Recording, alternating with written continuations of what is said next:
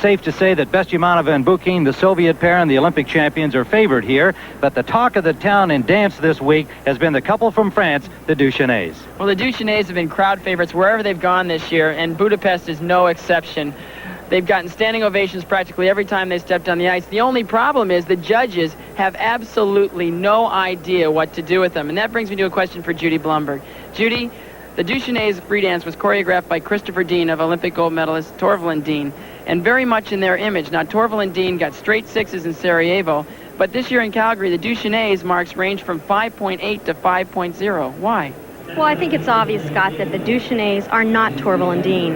And what they presented to the judges this year is something that is so foreign to what they've seen in the past few years, they don't know what to do. But what's interesting is that the International Skating Union is going to take a look at those restrictions on ice dancing and hopefully eliminate some of them. They've got to do something in order for ice dancing to move ahead. In 1984, Britain's Torviland Dean brought ice dancing to its highest level yet. It was innovative, progressive, and far beyond the traditional ballroom style. It was the sport's state of the art. But today, the state of the sport seems to have taken a step backward.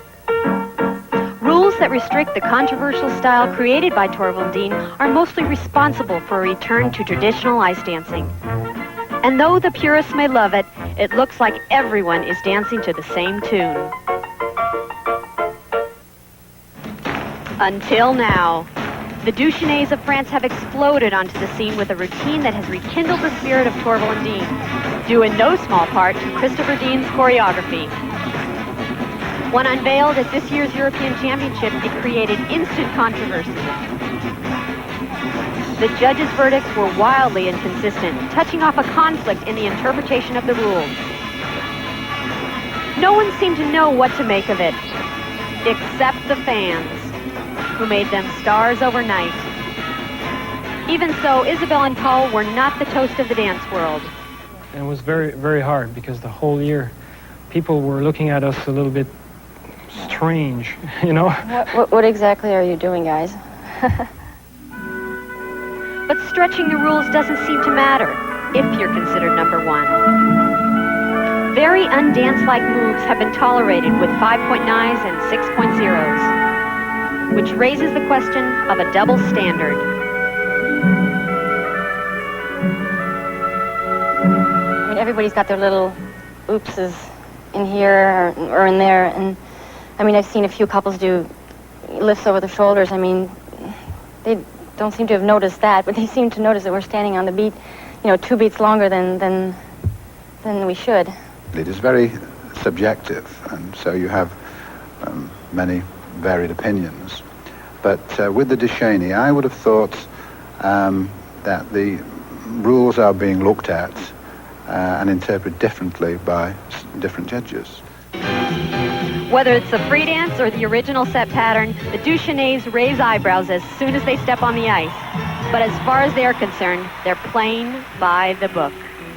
Our program, we've had it looked several times by ISU officials and with the rule book, and basically there's nothing illegal in our program. But all the newspapers say all broken rules, and well, that's said in German. The general, yeah, broken rules all over the place in OSP and free dance, and nobody's been, you know, able to tell us this or that or this is wrong. I mean, we say, can you tell us? I mean, we don't know because we've been through the book I don't know how many times, but nobody can tell us. The crowds want more, but the judges haven't decided yet if they do.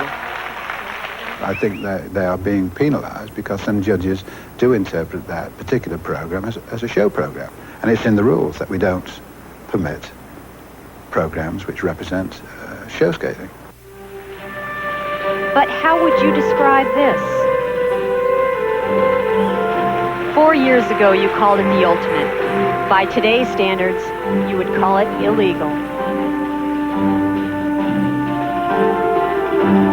I mean, with the Duchesnes now, it's a continuation. I mean, that's what I was so sad about.